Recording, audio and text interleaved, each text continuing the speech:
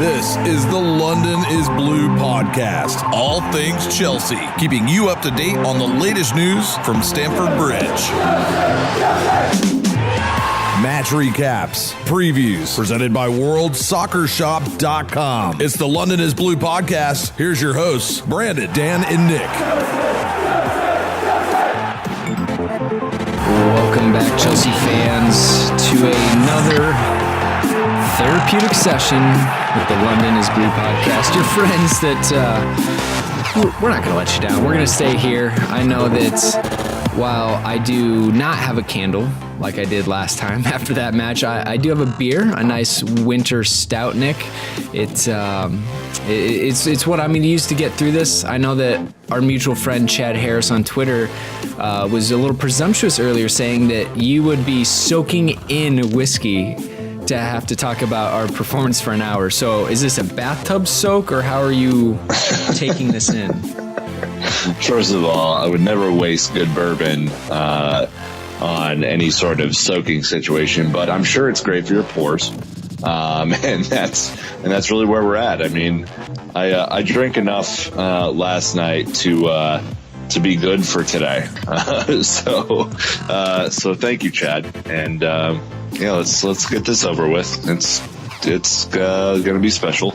Yeah. Well, I mean, Dan ran away. He literally flew to New York City, hung out with Janique and Shane and the rest of the Chelsea fans at Football Factory. Sorry about that result. You can't escape it all, Dan. I apologize. So instead, big time upgrade. We've got Amity from the Carefree Blues Pod already back on with us this time. Thankfully, I'm here so I can, kind of partake in the chat and go from there. So Amity, welcome back, man.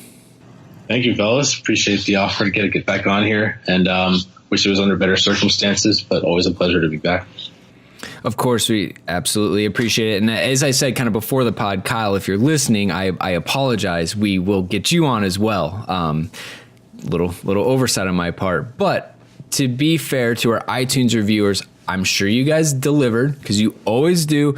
But Dan gets the email. I literally have no idea who you are, so we'll catch up next week. Nick, we had 3 people after our drought on Patreon jumping on the bandwagon, getting it while it's hot. I mean, this run of ours isn't going to last forever, clearly. Yes, that is true. Nick L., Jonathan Salazar, and TK. Look, we are indebted to you guys. Like, it's amazing that we have people who want to invest in our show and help us cover some of the expenses that we incur on a monthly basis to help all this content happen. And we deeply appreciate it. Thank you so much. And Brandon, what would someone have to do if they would like to join this movement that these 3 folks have joined?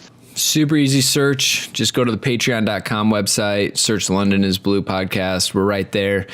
Choose your option. Obviously, our premium option is you get a question, but most importantly, you get a handwritten thank you on a postcard with our logo on it, and you get to pick the host. I mean, it's a pretty cool little thing. You can judge us based on our handwriting of what kind of people we are. So I'm not a good person. That's not what you're saying. I'll let the Patreon people make their decisions. But Amity, let's go ahead and get this real deep before we do our World Soccer Shop shout out. Andy Bierbauer on Twitter saying he barely recognizes Chelsea anymore. Is that where we're at right now? I'd hate to agree, but honestly, I do. We had the pleasure of having Joe Tweeds on not long ago on the Carefree Blues Pod, and he said something that stuck with me, and it's actually every single match since I've thought about this, and it's the fact that we lack an identity. And I at the time I rebelled against the thought when he first said it, but thinking about our performances and how certain players are we've always said, or not we, but a lot of people have said we've lacked players in certain positions, and for the departures of key players, especially those who've won a lot, but also were what you would call the spine of the club, and having not really replaced them properly, I kind of agree with Andy here. I don't really recognize my Chelsea anymore. The Chelsea that I speak of when I say my Chelsea, or when Andy, I believe, says his Chelsea, is that a hard, resilient side, one who what you can expect, and that they're going to be a cast of characters, really, one who you can depend on. And I don't necessarily feel we have that right now. Tweeds has been beating the identity and spine drum in from last season, actually. Credit to him on that, Nick. To me, I would say that we've replaced Czech very well. As much as Eden Hazard, can be a bit of a spine player, he's not up through the middle like we had. Conte, kind of, he's not the vocal, but I think that too many of our influential or most experienced players aren't really in those core critical positions like we had, like these guys are talking about. Yeah, I think Joe's right. And Joe's right about a lot of stuff. He's a frequent guest on our show and someone that I really respect. I think what this team has are a bunch of passive personalities. Even Cesar Azpilicueta is, I think if he didn't have to be yelling at someone, he obviously wouldn't be. Morata's a passive personality. Hazard's a passive personality. N'Golo Kante is a leader by example, but he's not one that's going to get in someone's face. I think Cahill is a passive personality. I don't know if he's in the molds of John Terry, and the way of being like a vocal leader. It's very apparent to me that the leadership style has changed, and either we have to go recruit new players in the summer who are going to kind of fill the void of, the passion and the fire that we can see on the field, yelling, screaming, getting into Diego Costa style fights, or we have to accept that the club is moving in a different leadership direction and try and figure out what that's going to eventually be. I don't know. It's going to be a big challenge, but something that we'll tackle in this pod. All right, well, let's go ahead and do our shout out to World Soccer Shop, our amazing presenting sponsors. They do such a good job of just really, helping us out, Nick, giving us a lot of insight and ideas of things to work with them. So in return, we want to promote some new jacket that they have out on their site, right? Right, exactly. So if you have seen all the cool gear that Chelsea players are wearing in training or in pre and post match interviews, this is the largely black jacket with the blue V on it. I think it's just the maybe the most beautiful piece that they've put out this year. I think it's wonderful. That's on World Soccer Shop right now. Go to worldsoccershop.com. Click on Chelsea New. You'll see it right there. Use our code LondonPod for 10% off. That's all one word, London Pod. And max out your savings there. It's great. Awesome. All right, well, here we go, guys. Ladies, gentlemen, Manchester City was the match. Premier League match. We should just call it, it's Man City's won it, obviously. Did I see today that potentially they could clinch it at Old Trafford towards the end of the season? Yeah, depending if United loses to Liverpool. Yeah, exactly. Can you imagine the scenes there? The inevitable, the sense of inevitability, I don't know. It would be a bummer, but not, I don't know how mad you could be. It's not like it's, the 2012 thing, where United won the league for 3 minutes and then they didn't. But yeah, City's really good. This just in. Yeah. March 4th, mark it down. City have crossed the threshold. I think we did it. I think we finally figured out the City team is quality. All right. Well, go ahead, Amity. That's the thing.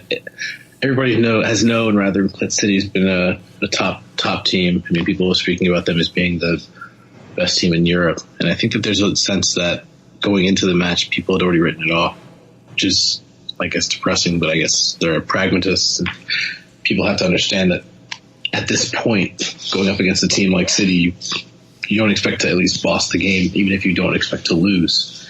So, I don't know. I think it's one of those, you go into it thinking, oh, well, we can hope, but you're not confident. And that's something that, as we were saying about the identity thing, this previous Chelsea teams, even in these hard matches, sometimes I felt, we'll pull something out of this. But I didn't have that feeling before this match. Yeah, I think we'll talk a lot about the tactics and everything. Like I said, I mean, we can only speculate what's going on in Conte's head. I was literally just talking to Caleb about this. It's sometimes hard for us to sit here and watch some of these matches and know what Conte's thinking or what he's seeing. But I know that is where a lot of all of your questions are coming from. So real quick, I'll go ahead and play Dan for a little bit with the lineup. Courtois in goal, Rudiger, Christensen, Azpilicueta with the 3-back set, Alonso, Moses, our trusted wingbacks. And in the middle, kind of interesting, unfortunately, Conte coming down with an illness right before this match, saying that, he's actually just on the bus sleeping. He was not up to it at all. So we had Drinkwater and Fabregas in the middle, a bit of an unlikely duo, especially going against City. Then Pedro, Willian, Hazard up top in a front three.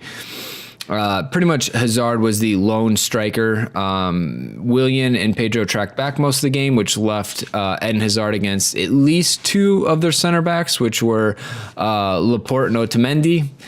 Didn't have a lot of luck with that. And then our subs bench was Caballero, Trevor Chalobah making the bench, Davide Zappacosta, Cahill, Emerson, Morata, and Giroud. The latter three all making very, very late game appearances. Amity, anything that kind of stuck out to you about the lineup? Obviously, the Conte switch was forced. Otherwise, normally he would be in there. But I guess a little bit surprised with the 4-3-3 or the 3-4-3 formation. I apologize. Freudian slip, maybe?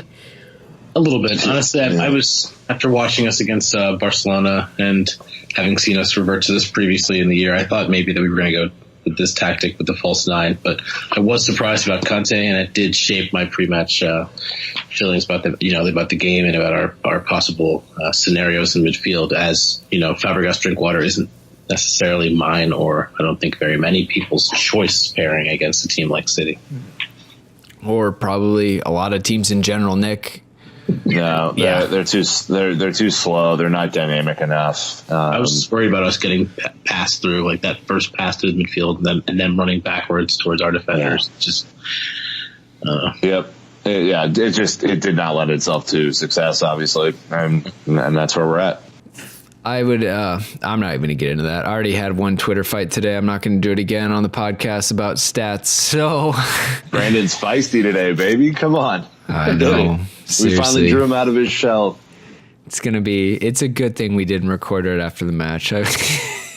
Anyways, guys, let me stay on track. All right, so goals, obviously, there was only one. It's 46-minute Bernardo Silva, yada yada. We will talk more about that in a second. But the first question is about Conte's tactics. Were they right from the start? Were they off from the start? Did he completely miss the boat, or was he set up to give us a chance? So Eric via text was saying, did the false nine ever have a chance to challenge City, and why did Conte want to get a second striker if he isn't going to use either of them? That second point is also echoed by Ugo on Facebook, again saying we spent all that time and effort and money trying to find strikers and we don't even play them. But the last one I want to throw out there is from @Hamid Bangura 1 saying, the team had lack of ambition and a poor game plan, subs too late. So Nick, right off the bat, from a tactics standpoint, the way the team was set up, I know you were really unhappy with just how far back we were playing, I believe. I think it was a poor game plan. I know why, and I think we'll disagree on this, and that's okay. I know why he went to I don't think it was a false nine because we didn't really attack anything today. So that's it was more of a false 11 that were on the field. But I think the game plan showed them too much respect, especially for a game that was very much something that we had to win or at least compete well in. I think the loss to United last week was massive for confidence sake. The team shut off in the second half and got burned. I don't think that City played their best today either. So it's not like, not like they played in September when they handily beat us 1-0. This was not as comprehensive in my mind. We just gave them all the time and space on the ball that they wanted. and we're hoping to break on a counter. And I just don't think, I think Hamid's right here, and he's a guy that I know from Kansas City, so I'm going to side with him. I think the game plan was off.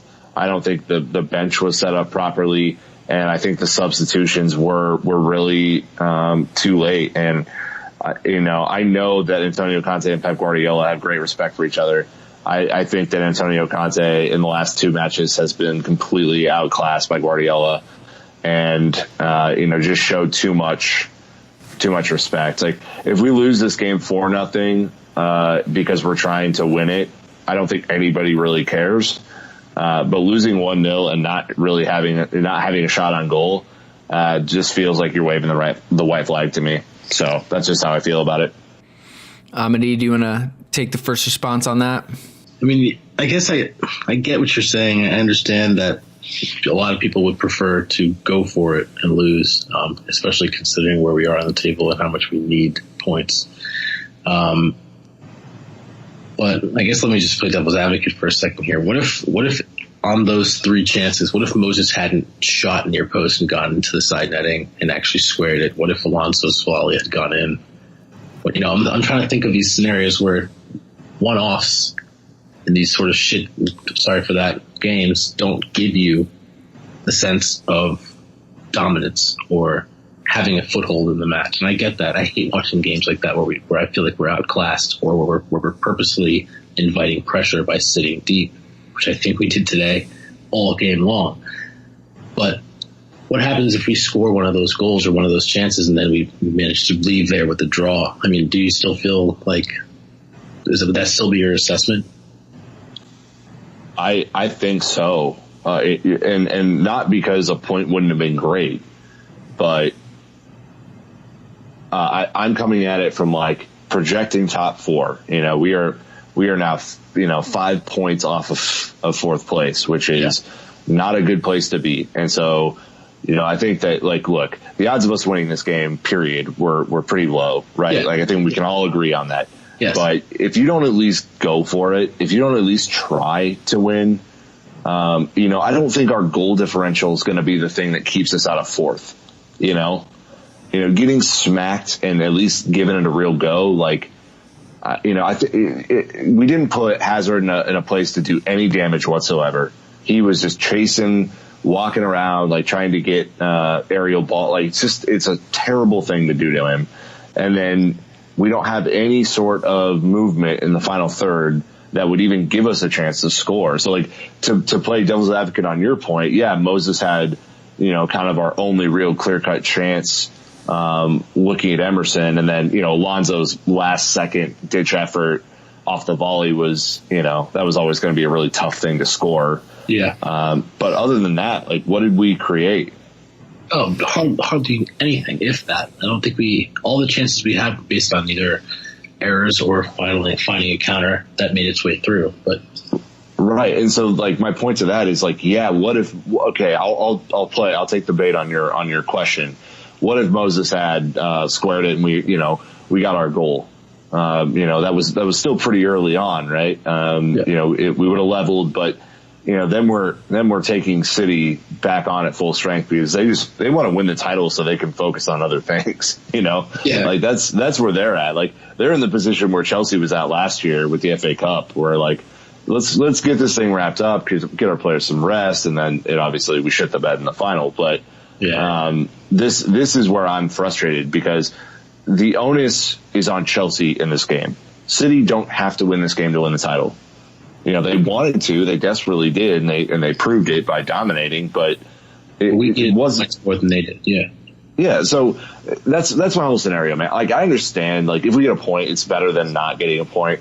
Understood. Get it. But, like, I think then you're asking our conversion percentage to be 50%, right? We're going to convert one of the 2 chances that we really had in this game. And I don't think that's realistic. Okay. Well, the way I look at it, and I know someone tweeted this in the middle of the match, and they said, who cares if it's 1-0 or 2-0? We need to go forth back and change something. Well, the big difference between 1-0 and 2-0 is at 1-0, you have a chance. 2-0, you're dead in the water, especially against Man City. And like I get what you're saying. I think, Nick, you want to see the fight and the spirit more so rather than like an open game of football. I think that's the difference, because the only team that has gone toe-to-toe with City this season and had any level of success is Liverpool, and they won 4-3. We've seen recently Chelsea do not have 4 goals in them. Maybe 2 on a good day, 3 if you're playing West Brom. So to me, the fact that Conte is going out with negative tactics, playing really defensive, and again, this is me trying to piece things together. I'm thinking he's like, I'm going to put my 3 fastest players up top. We're going to have to release pressure at times. We're going to chase them down. Otamendi's going to make a mistake. They're going to have a bad pass. Walker and who played on the left, Zinchenko, are going to be pushed up, and we're going to get in these isolated situations, and we're going to let the best player on our team, Hazard, or our second best player on team, Willian, make something happen from nothing, kind of like we did against United on that counterattack. I don't think the game plan was to ever control the game or go to toe with City, because that's just not going to happen. City are a better team this year than last, and we struggled against them last season when we strolled to the league. So to me, I think that Conte was hedging his bets. I know that our conversion has been down, but he knows that if we can defend against City, which I thought we did a really good job defending against City, the fact that they only had 3 shots on target in an entire game out of 71% possession, they had 13 total shots. That means we blocked or they were missed. I think that's a hell of a job defending. They just played, he hedged his bets and said, if we keep it close, we always have a chance. And unfortunately, that chance never came, and that's where they dropped off. That's where we lost, because you're right. There was no service to Hazard. There was nothing. Willian and Pedro were tracking back the whole time. It was a completely defensive first performance, and that was it. We didn't really even get any free kicks or a lot of corner kicks or anything to try to take advantage of set pieces. It sucks, and that was just the way it was. So what is that?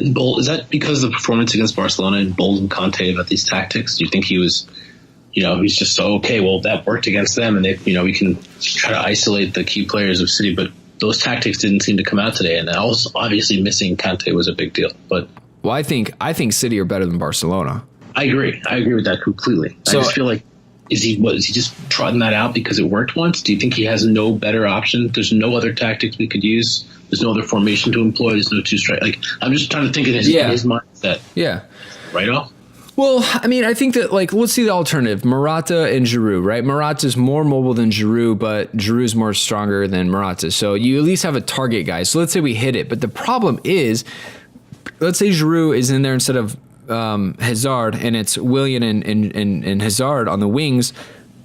Pedro and Willian tracked back the entire game. Hazard does not do that. So either you give up one side for City to attack all the way down so that you can hold the ball, but then they have to hold it long enough for everyone to come out of our box. I think that they were just looking for one stray through ball to run onto, and essentially, look, you're asking for a prayer at that point.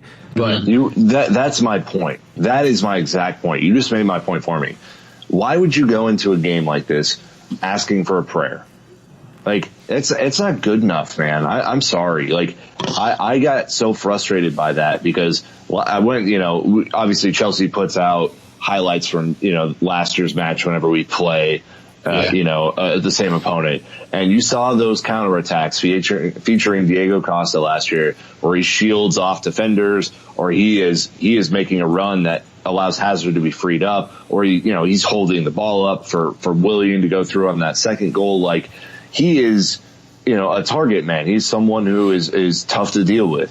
And that's why I felt like we didn't even give ourselves a chance today to have any sort of movement running forward, because the ball never got held up in their half long enough for anyone to move forward at all. Like, and that's the flaw in, I think, the argument for Conte today, is that you didn't give yourself a chance to move up the field with any sort of rhythm. You were hoping for some crazy counterattack and hoping that Otamendi would make a mistake, or that Ederson would come out and do something crazy like he did against Liverpool. And I just don't think that is good enough tactically, period. All right. Well, all right. Fair enough. I think a lot of it comes to do with player personnel. The other question is, how long did they know about Conte? There's some things in there, and then I'll get into Alonso a little bit later. But I guess before that, Amity, to you, we're getting a lot of No, I take that back. That's an overgeneralization. There are some people out there comparing Chelsea to a mid-table team, and not to call you out, Reed and Derek, I just clipped your questions on Facebook and Twitter. So Reed is saying, today we looked like a mid-table team. We played like one and we fought like one. I don't know if it was City that did this to us or if it was our manager, but either way, it's depressing to watch. If we continue this way, he deserves the sack. I'd laugh at Arsenal, but honestly, we aren't any better. I need a drink.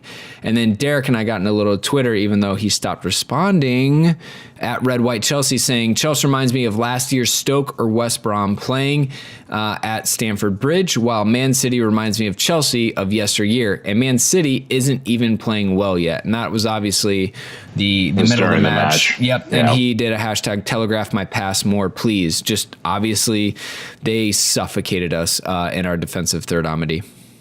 Yeah, and I understand that while we're kicking balls out of our defensive third to the midfield and having them just right back down our throats repetitively looks a lot like a mid-table team sustaining pressure from a top quality team.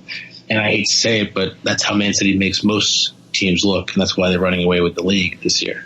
The fact of the matter is Chelsea didn't have an outlet, whether it was the system we were playing or whether it was because we weren't ever really into it, from the players' body language to our managers. I don't know that we can really compare us to a mid-table team. I don't think that's our pedigree, nor do I think that the players or the quality of our team is representative of a mid-table team.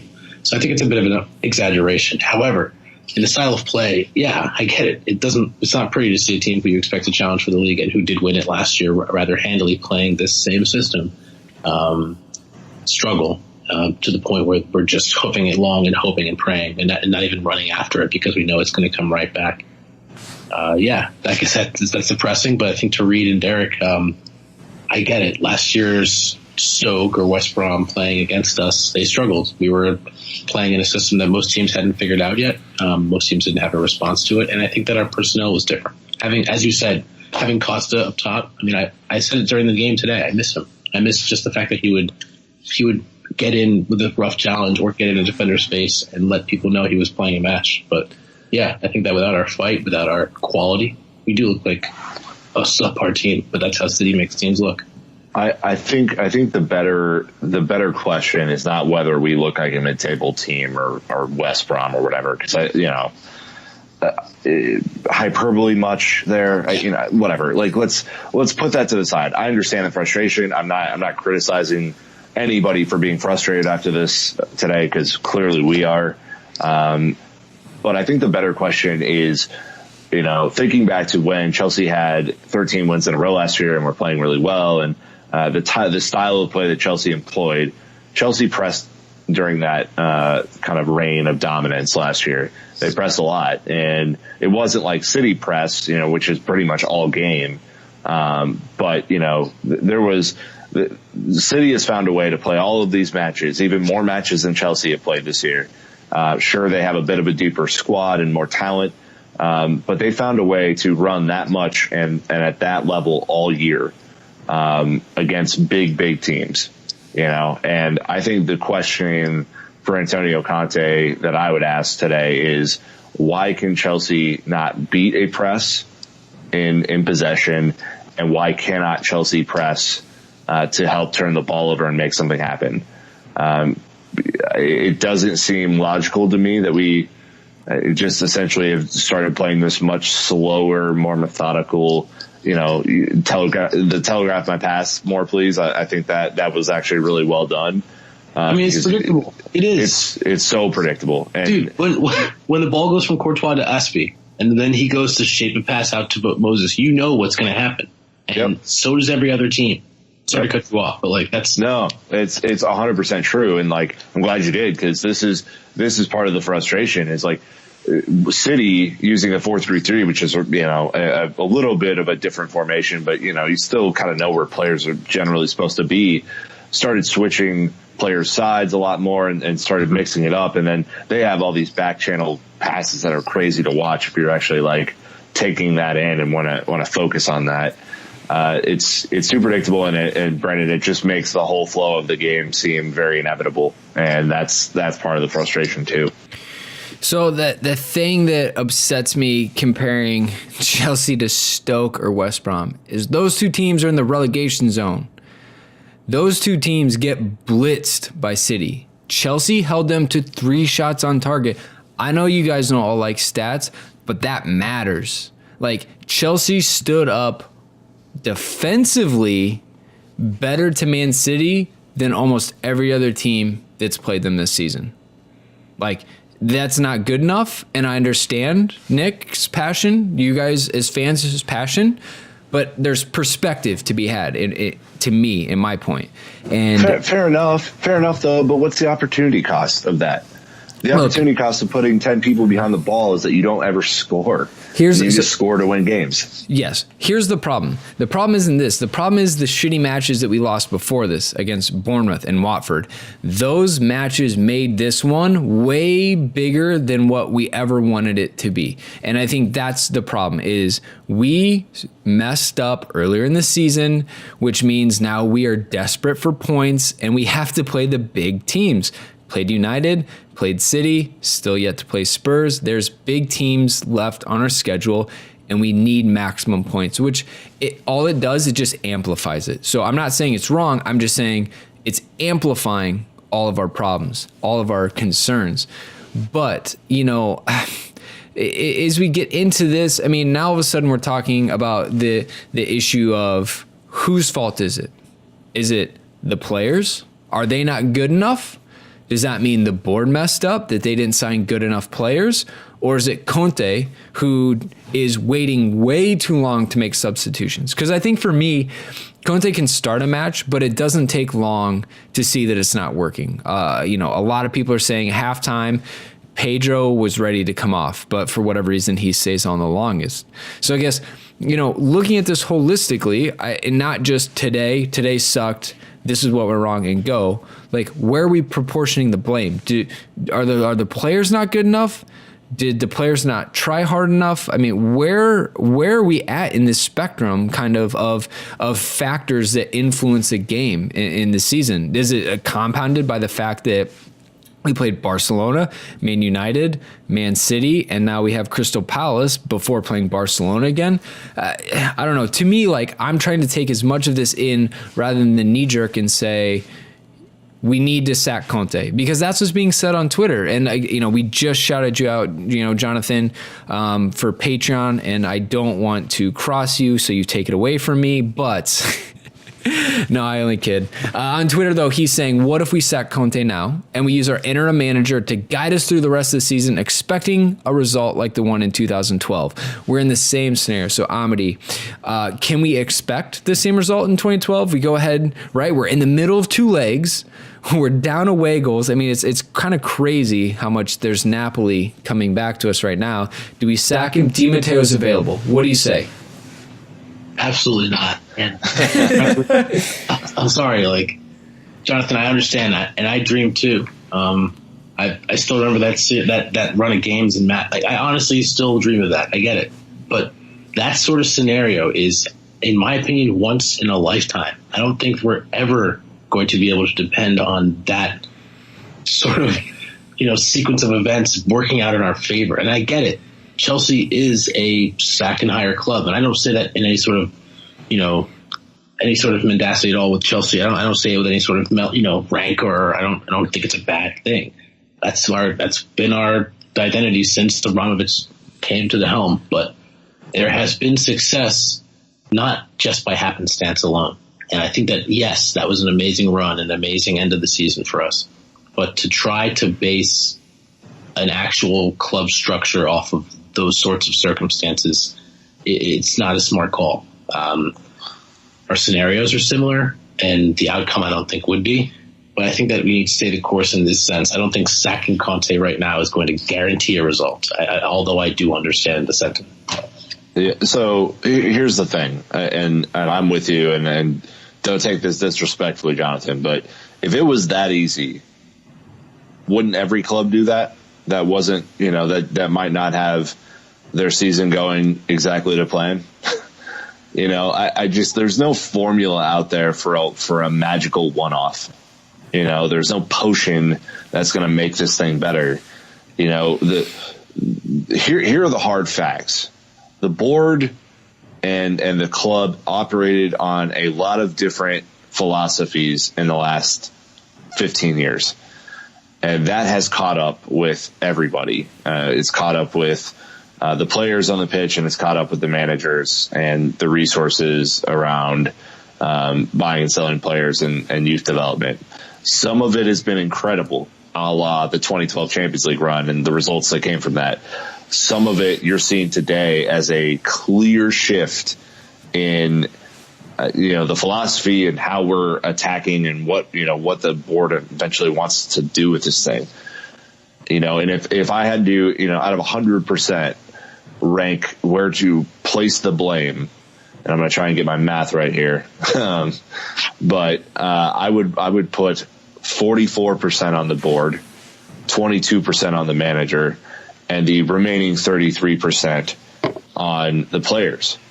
I think the board and the philosophy is the most important thing as we look towards the summer.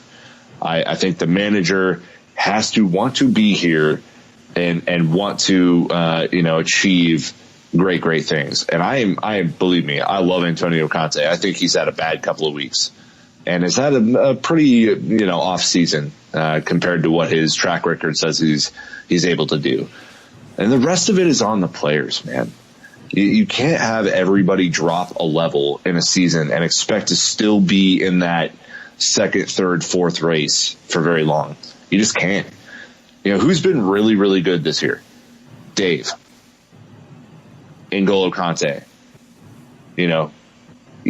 Courtois might be on the borderline there, and Alonso, for the most part, has been really good. The rest of it, and I'm throwing Hazard into this too. The rest of it's been either average performances when you look at the whole season, or below average performances. Christensen has started off really well, and I think maybe a couple of mistakes here and there are going to break his season. But I don't think he's been magnificent through the entire way.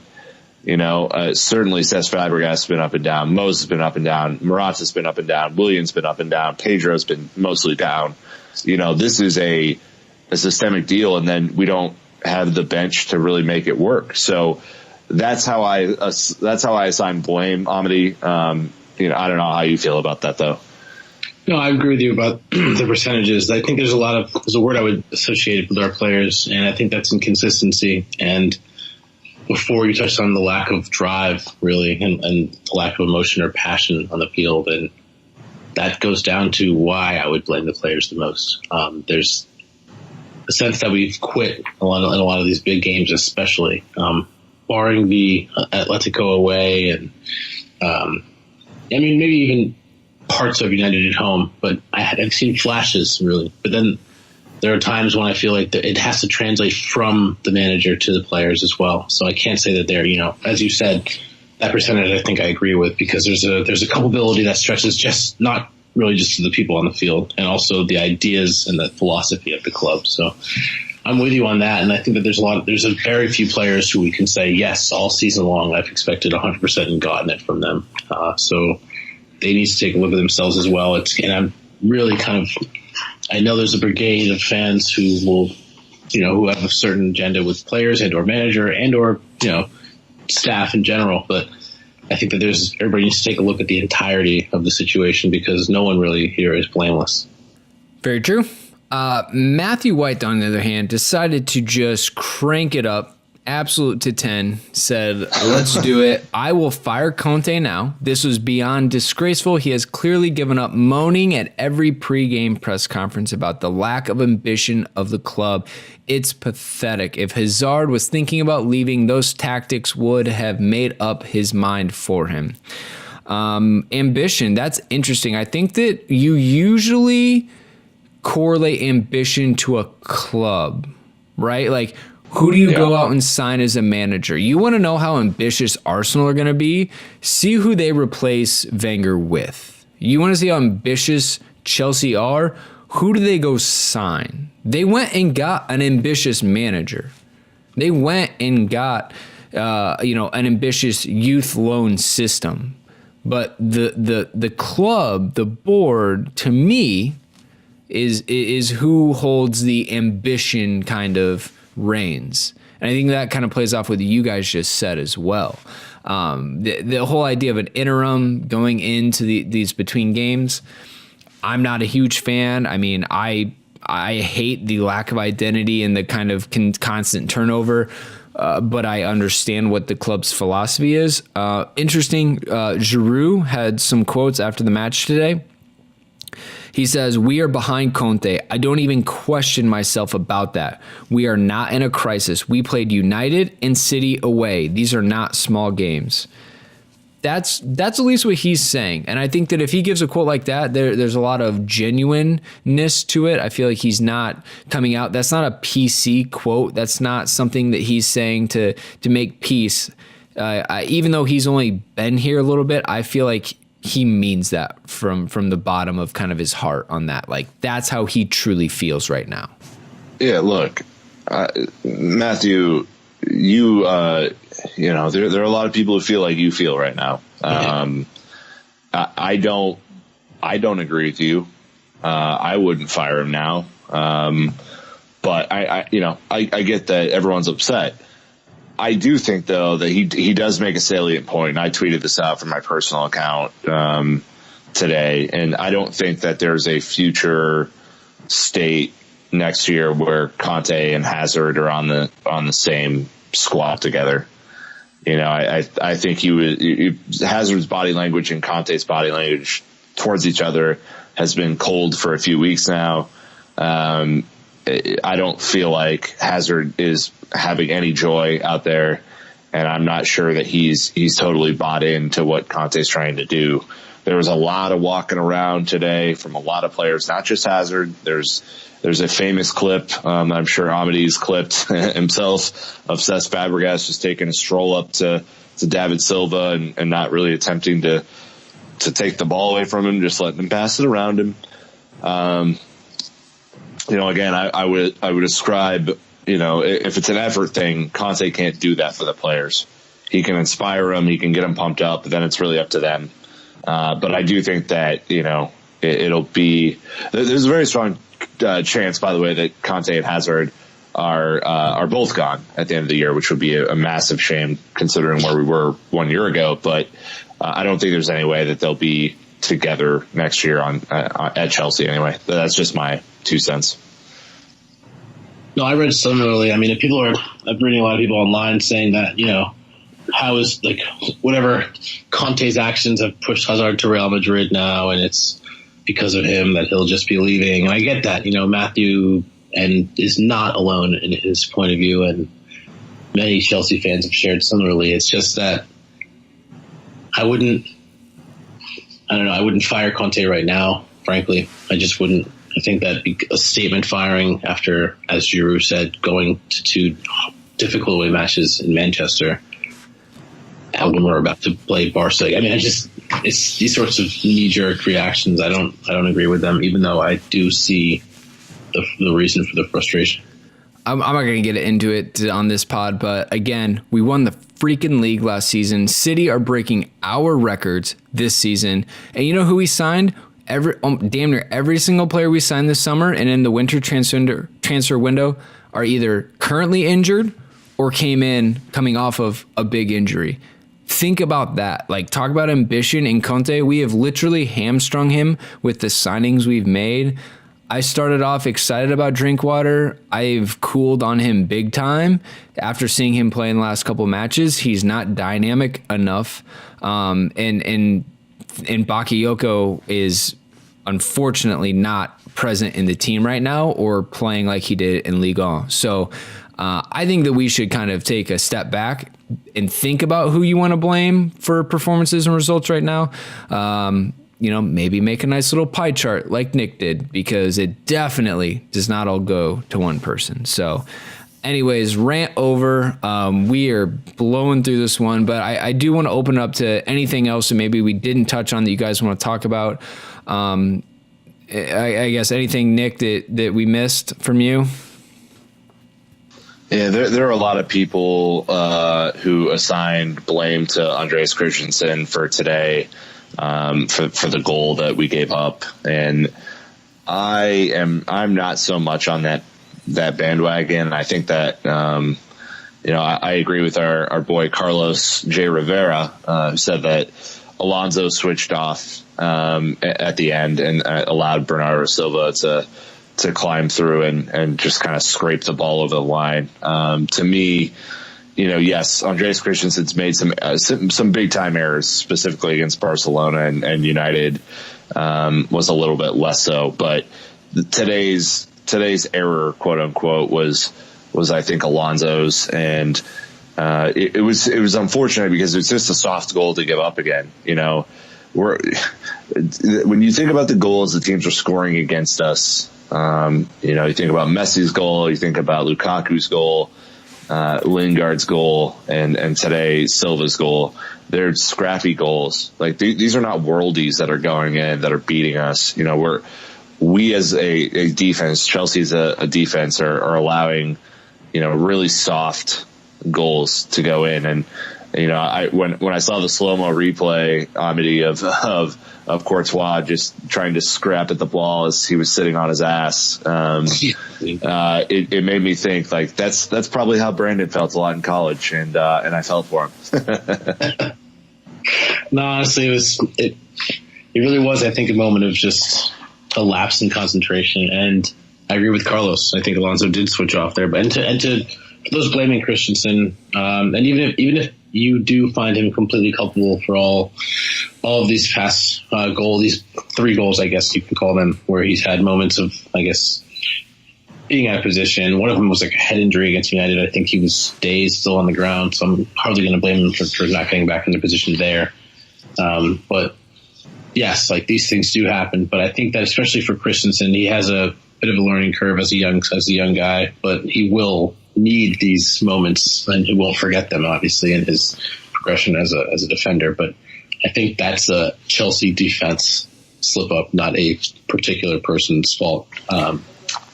So yes, Alonso may have switched off from that, and I would have loved for him to just notice Bernardo's run and shape his body a bit differently so that it wasn't a blind side. But yeah, these things happen, and I don't think that I can really find just one player culpable when these defending mistakes have been more team effort.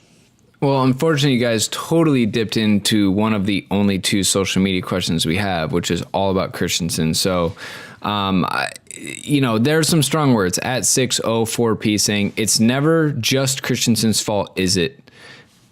In a little bit of sarcasm there. Yeah, he goes on to say, if Alonso or Rudiger did the same thing, it would have absolutely be put on them entirely, as it has many times, against the fanboy and football media law to observe some players at Belly Idol saying, shite, Christensen has cost us last 3 games. He is not or will never replace JT. The ball should have been into the stand.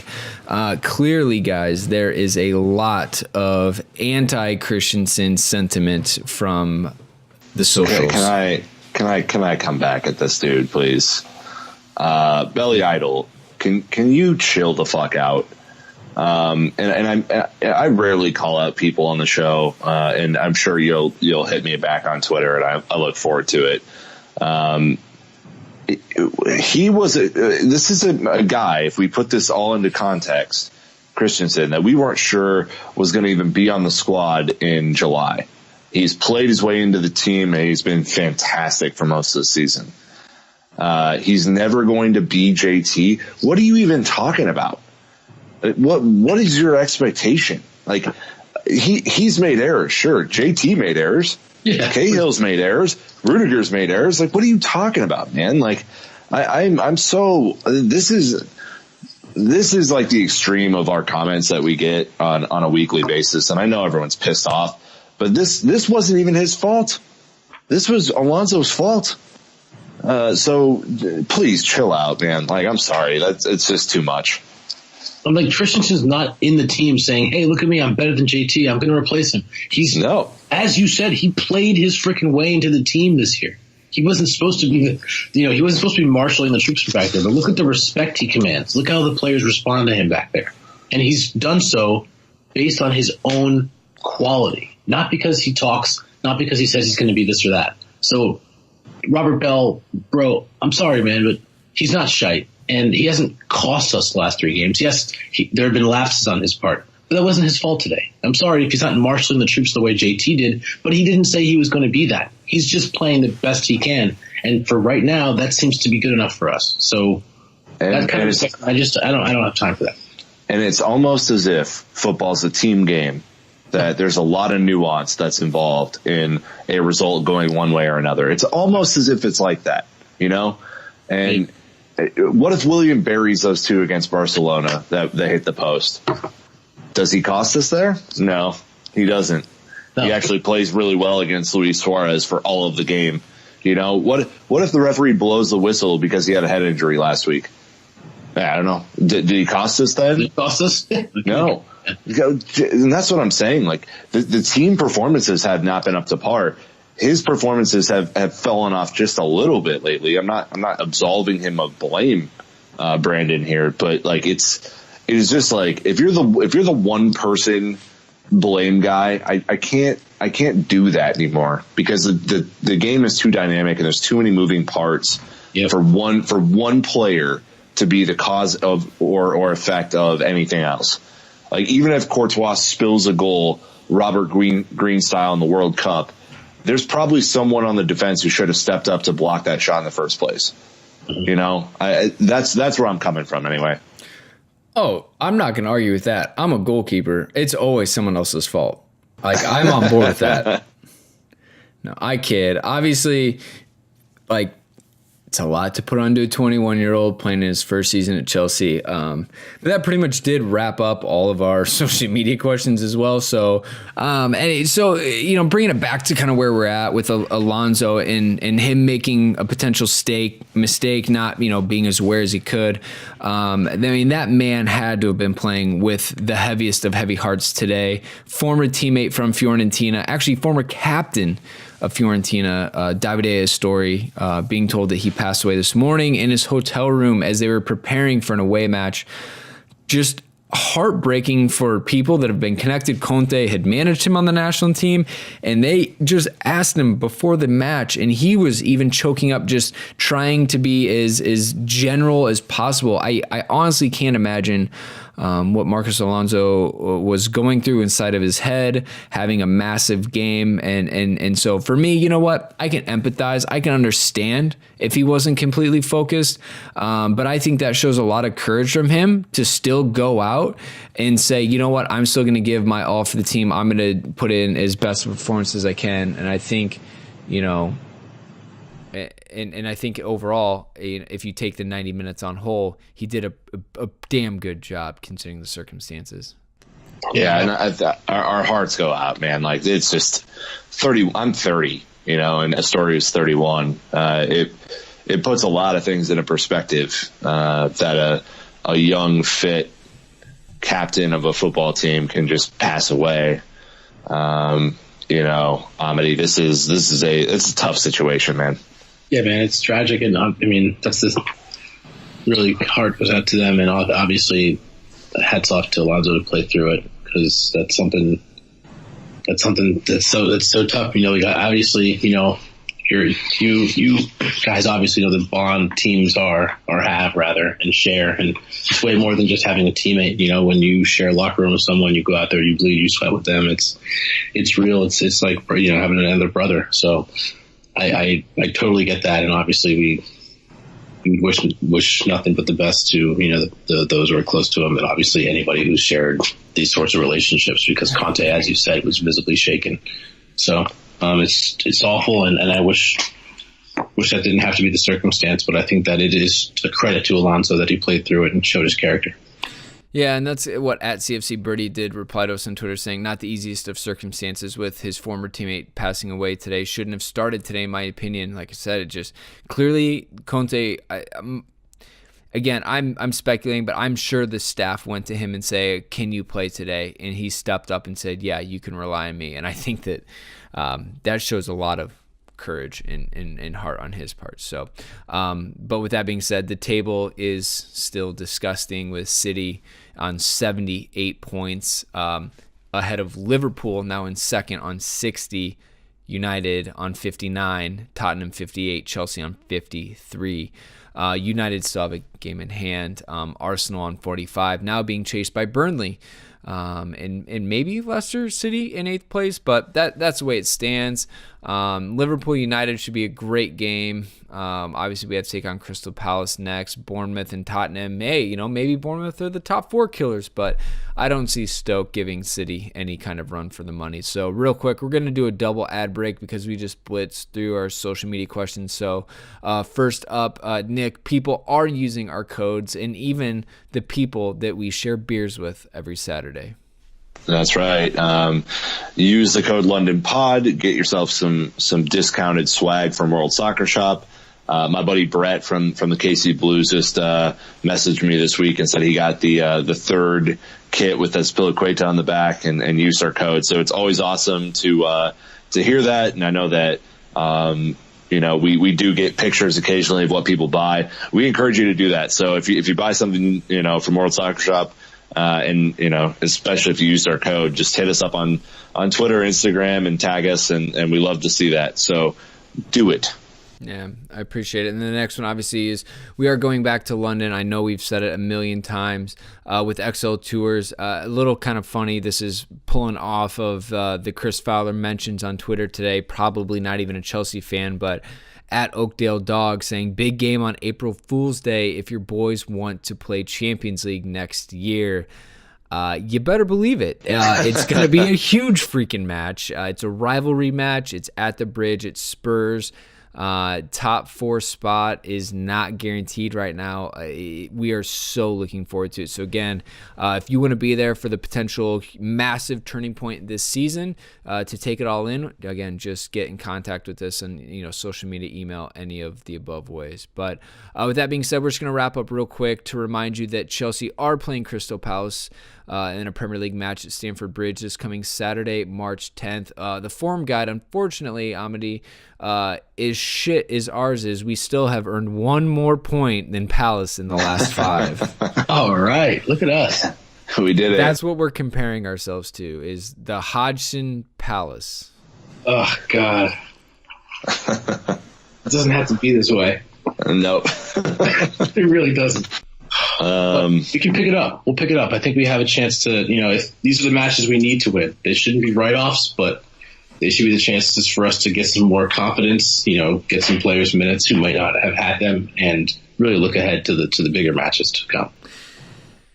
You have to go into this match with one eye on Barcelona, Nick. I think that's the only way you can. I mean, at the same time, though, Conte has to know that more drop points at this point, increasing that gap to top 4, that is a death wish for any manager at Chelsea. Yeah, I actually don't think you have to look ahead to Barcelona. The team has the team needs to win this match. Above all else, they need to win it, and they need to hope that Liverpool and United's draw and all these other things start to happen. A little bit of luck comes our way this year. That'd be neat. But the team has, over the last 3 weeks, had a lot more time off, a lot more time to prepare. They should be ready for Barcelona already, to be completely honest with you. They know what Barcelona is about, and I'm sure Antonio Conte's earmarked that already, but we need to beat Palace. We have struggled against Palace for the last 3 times that we played them, so we need to beat them and then be able to move on a little bit more confidently into the new camp from there. But it's a big one. I mean, this if the pressure was on us for City, Brandon, I can't imagine how much pressure is on this match at home. Like the atmosphere is going to be interesting, to say the least. Yeah, You're right. A little bit of a London derby, not really. You know, Crystal Palace way far south, but I hope to bring the Crystals with them up there, create an exciting atmosphere. I don't know if it's anything other than 3 points. We are up shit creek without a paddle, gentlemen. So with that being said, we're gonna wrap this one up. We did it, Nick. Literally an hour on the dot at this point. I hope that you haven't soaked up too much whiskey or bourbon. But I'll let you go ahead and stumble through your final thought. Thanks for the confidence. Look, everything sucks right now. Okay, like we know it sucks. We try every week to give you our best, most honest take on what's happening. Occasionally we clap back at people on the show, not very frequently, but occasionally we do, and we're just trying to be real about how we feel the season's going. It can always be worse, but we certainly know how things are trending. Don't mistake our generally positive outlook for not knowing how the trend lines are going. We get it, and it's just a tough thing to work through. So that's it. Hey, I'm proud of you. That was pretty good. You only stumbled at the beginning, but you really ironed it out there and brought it home at the end. Thanks. That's well done. Thanks, Dad. I'm just, taking my anger out on you right now. Amity, first up, I just want to say thank you again, my man, for jumping on the pod with us, especially as you are in Stormpocalypse right now. Making the extra effort to join. So thank you. And also we want to make sure that you plug the Carefree Blues pod as well, and follow you guys on social. I mean, this is Chelsea GIFs right here in your ears.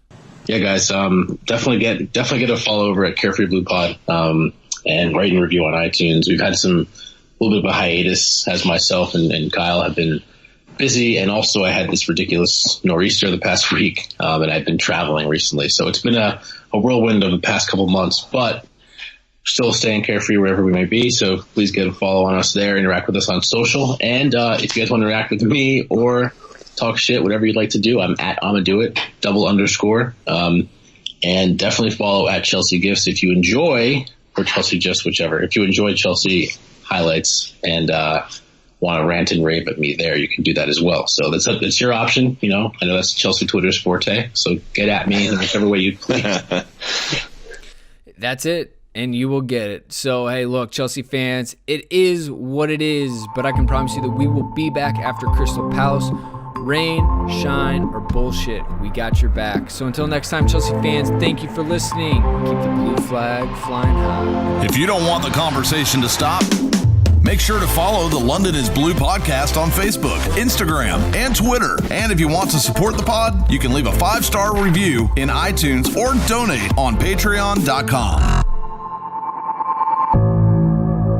The London is Blue podcast, presented by WorldSoccerShop.com.